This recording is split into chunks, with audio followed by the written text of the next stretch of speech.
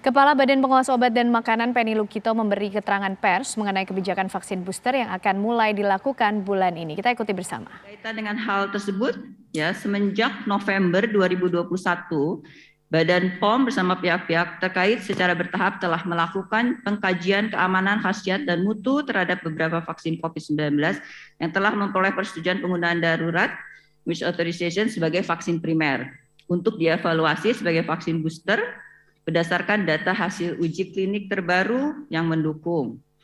Kami tentunya menyampaikan apresiasi terhadap atas dukungan para tim ahli Komite Nasional Penilai Vaksin COVID-19 dan ITAGI dan tentunya asosiasi-asosiasi klinisi yang terkait ya, dengan program vaksinasi ini terhadap dukungannya sehingga proses evaluasi berbagai vaksin bisa kita lakukan dan yang sudah kita mulai cukup lama juga ya sejak November. Nah, dalam hal ini ada 5 pada saat ini, sampai dengan saat ini, karena ada juga beberapa yang sedang uji klinik vaksin booster yang masih berlangsung dan dalam waktu beberapa hari ini akan juga bisa kita putuskan emergency authorization-nya.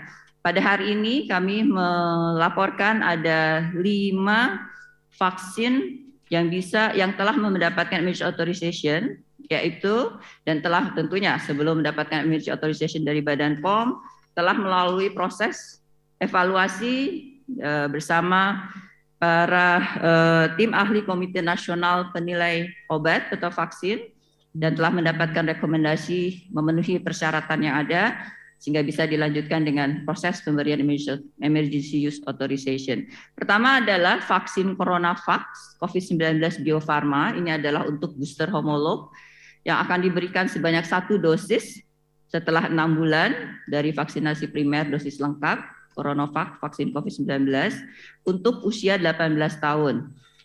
Berdasarkan pertimbangan dari hasil uji klinik, pertama keamanannya, kejadian advisory event, kejadian tidak diinginkan yang sering terjadi dan berhubungan dengan vaksin, yaitu reaksi lokal seperti nyeri, tempat suntikan, kemerahan, umumnya tingkat keparahannya grade 1-2.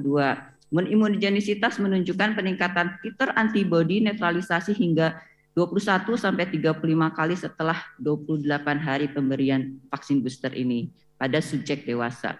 Kedua adalah vaksin Pfizer Comirnaty. Ini adalah juga untuk booster homolog. Ini dengan platform mRNA. Tadi CoronaVac adalah inactivated virus. Diberikan sebanyak 1 dosis minimal setelah 6 bulan dari vaksinasi primer untuk usia 18 tahun ke atas.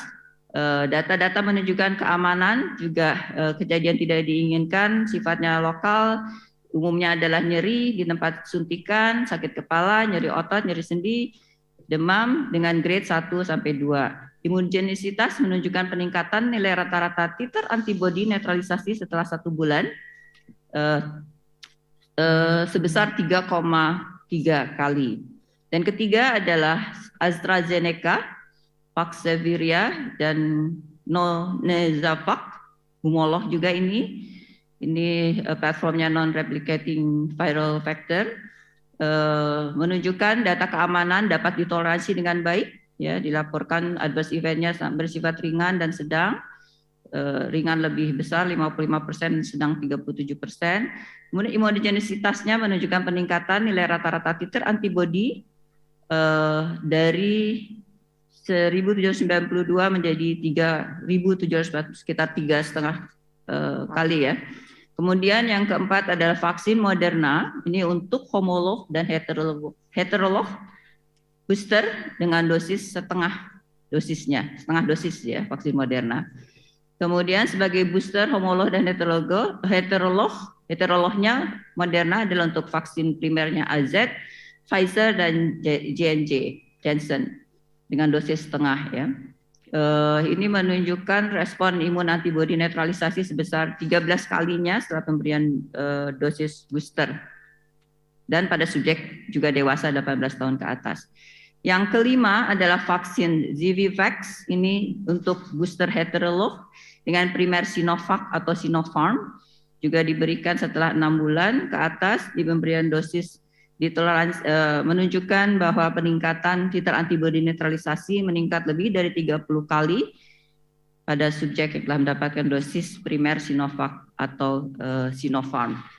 Kami juga ingin menambahkan bahwa dalam mendukung kemandirian vaksin dalam negeri ini, vaksin ZiviVax ini tentunya kita harapkan dan sedang dalam pendampingan Badan POM untuk vaksin yang dikembangkan oleh Anhui dan kerjasama dengan industri farmasi dalam negeri, yaitu JBio sedang dalam tahap juga untuk diproduksi di dalam negeri, dalam tahap pembangunan fasilitas untuk produksi vaksin dalam negeri, yaitu pembangunan pabrik sekarang yang akan nanti membangun proses upstream, downstream, jadi mulai dari bahan baku sampai fill and finish.